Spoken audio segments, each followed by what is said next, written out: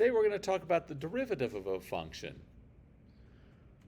And this is just putting a new word on what we learned yesterday. If the slope of a curve, y equals f of x, exists at x equals a, that is, the limit as h goes to 0 of f of a plus h minus f of a all over h exists, then this limit is called the derivative of f at a. So, one of the most important things you need to remember is that the derivative at a point is the slope of the tangent line, or the slope of the curve at that point. And the slope of the tangent line and the slope of the curve, those two mean the same thing. And partly they mean the same thing because if, you don't need to draw this, but if I was to have something like that, and then I was to draw in a tangent line like that, if you zoom in on this part right in here, the tangent line and the curve become basically indistinguishable from one another. Right? Can you kind of see that? And so the slope of the curve and the slope of the tangent line are the same thing at that point. So the derivative of a function f with respect to the variable x is the function f prime of x. So now, instead of finding the slope at a particular point, a, we can also find an equation for the slope f prime of x, which will be the limit as h goes to 0 of f of x plus h minus f of x all over h, again, provided that that limit exists. It doesn't exist everywhere, and we'll talk more about that later in chapter 3 when we talk about differentiability. So if f prime of a exists, so again, a is just some constant, we say that f is differentiable at x equals a. So let's find the derivative of f of x is equal to x cubed. So the derivative, f prime at x, is going to be the limit as h goes to 0 of f of x plus h, so that will be x plus h quantity cubed, minus f of x, which is just x cubed, all over h.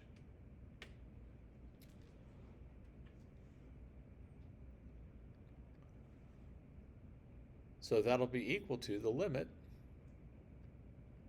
as h goes to 0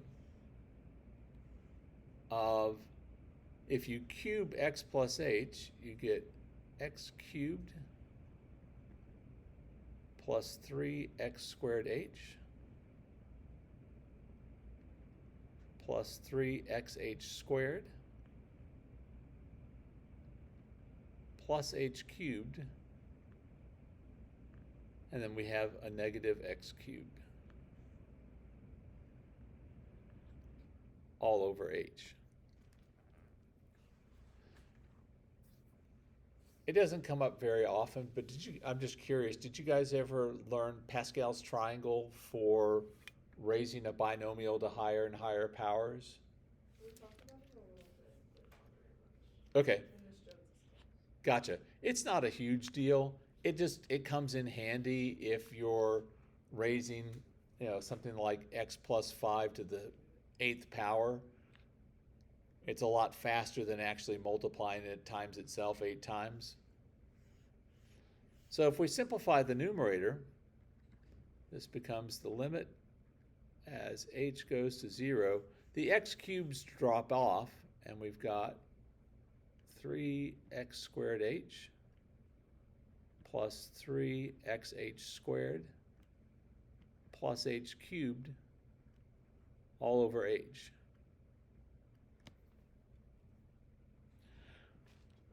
Now, you can think about this as, oh, I can factor out an h in this. But I'm going to go ahead and instead of taking the time to show the factoring, I'm just going to divide everything by h. And that's okay because it's the limit as h goes to 0, not when h is equal to 0. So I'm not dividing by 0 at any point. I'm dividing by things that are just close to 0. So when we do that, we have the limit as h goes to 0 of 3x squared plus 3xh plus h squared.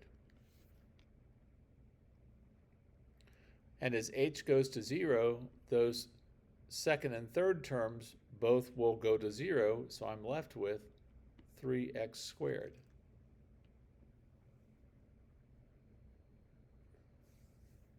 So the derivative of f of x is equal to x cubed is 3x squared. And that's a formula for finding the slope of the tangent line or the slope of the curve at any point on the curve f of x is equal to x cubed.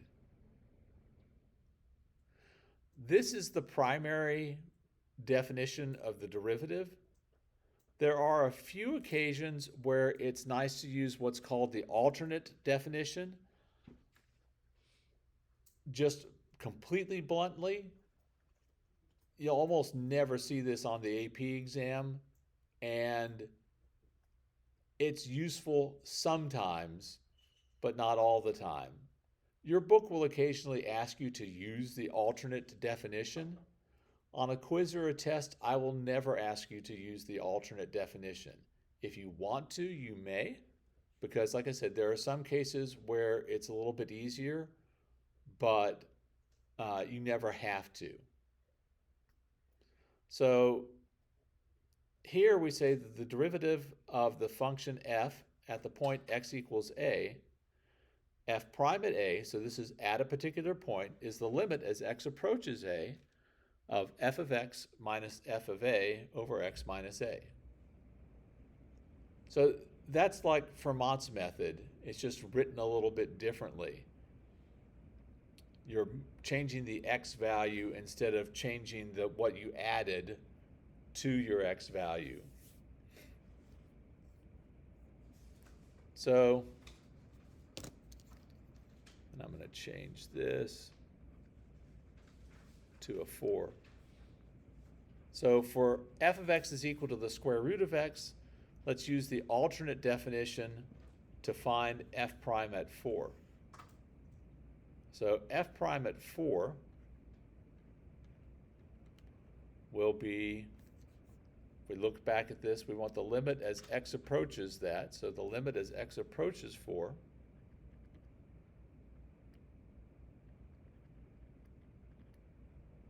of, notice it's f of x minus f of a.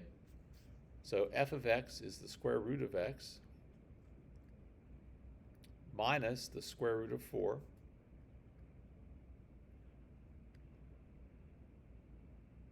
all over x minus a, so that'd be x minus 4.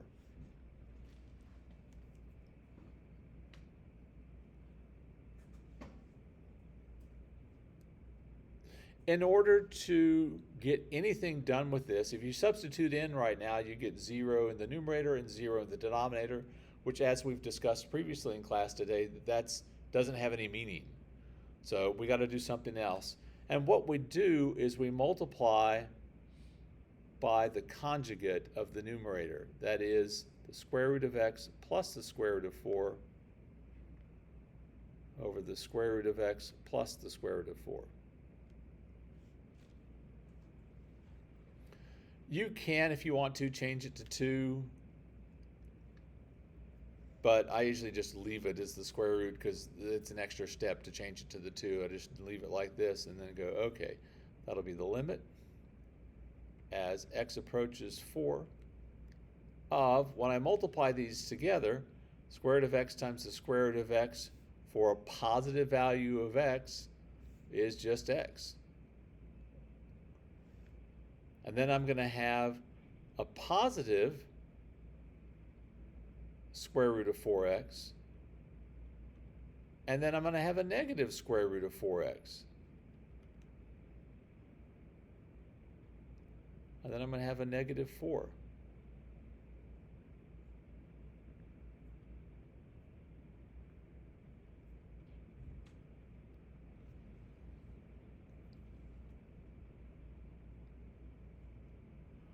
Times, square root of x, and I'll go ahead and write that as the square root of x plus 2 at this point.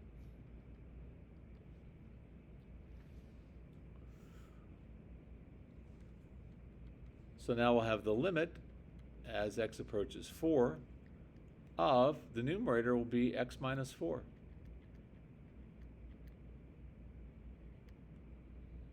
The denominator will be x minus 4 times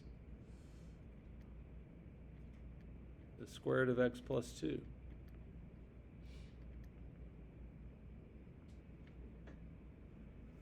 Well, the x minus 4s, everywhere but 4, x minus 4 over x minus 4 is 1. So that's perfectly legal since this is a limit. And then as x goes to 4, I'm going to have 1 over the square root of 4 is 2 plus 2 is 4.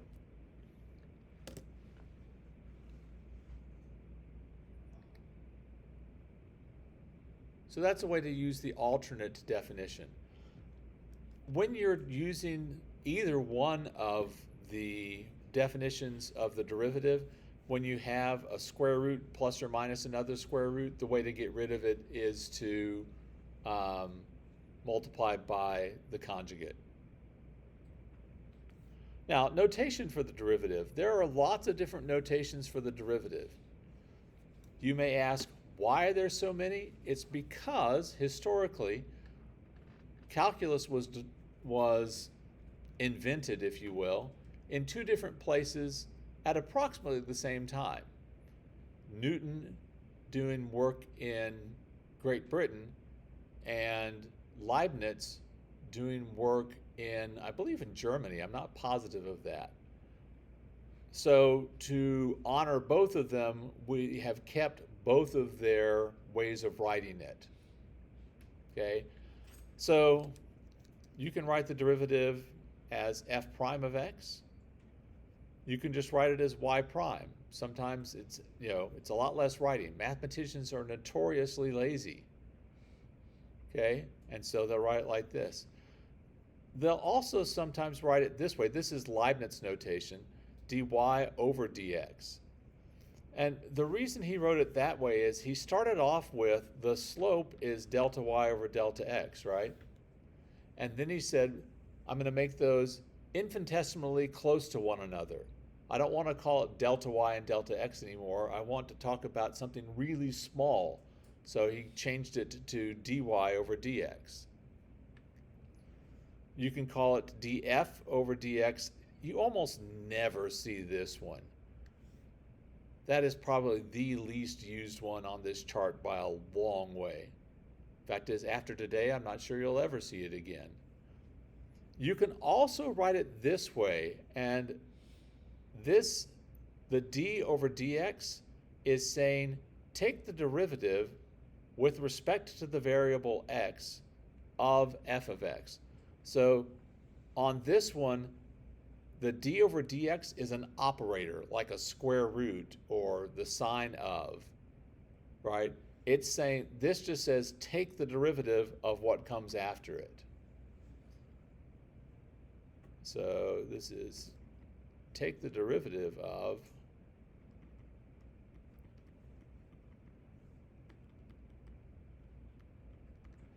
and the x on bottom tells you that the variable needs to be x.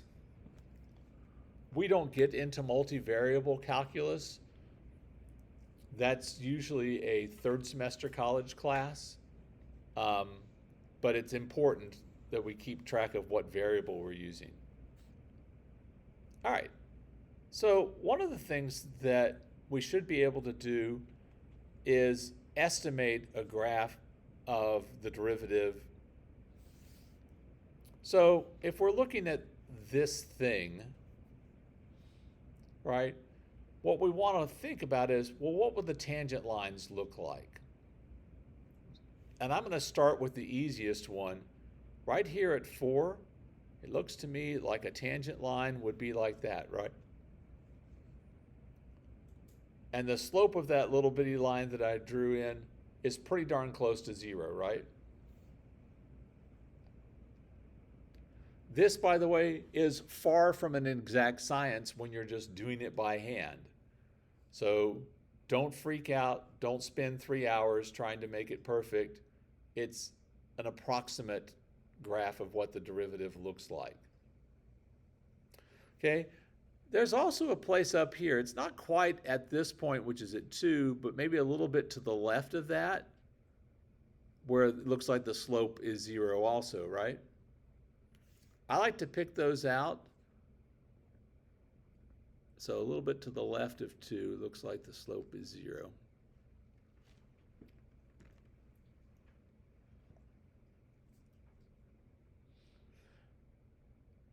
Now, I'd like to know a little bit more. Notice that if I draw in a tangent line over here, is this going to have a positive slope or a negative slope? Positive slope. So I'm going to be positive over here, and then once I get past this point, what are all these slopes going to be? They're all going to be negative. So I know that kind of this is going to be positive, then negative, then over here, back to positive again. So that gives me some more idea, but I'd like some points to aim for. So what I would do is kind of draw in a tangent line to that, and it's pure estimation. Looks about like this.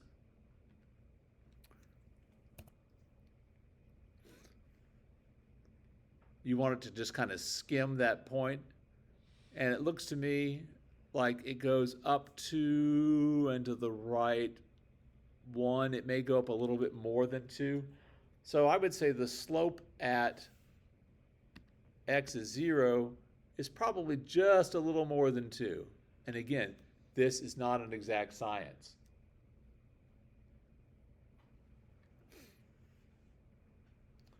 And then when we're at this point, again, I'm just going to kind of estimate that. And I think the easiest way to estimate it is to draw your tangent line long enough so that it moves either one space to the right of where you are or one space to the left of where you are. And then you can just estimate about how much did it go up or down as I went one space to the right or one space to the left.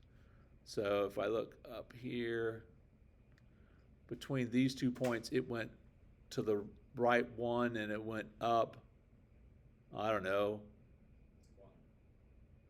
You think it's 1? I think it's a little more than 1, but that's okay. Looks something like that. Which makes sense if I think about this curve. It starts off somewhat steep, and over here it's less steep, right? So remember that the derivative is the slope of the tangent line, or the slope of the curve. It's less steep here, so it should be less. And then when I get to this point, again, I'm just going to kind of real quickly go, I think it's about like that. And that's fairly steep, isn't it? When I go over 1, that goes down almost 3. Less than 4. Pardon? Less than 4. Yeah. Because this is at 3, right? About. So it goes down 3 to the right 1. So the slope should be about -3. Boy, they didn't give me much room over here. I'm going to put this. So it looks something like this.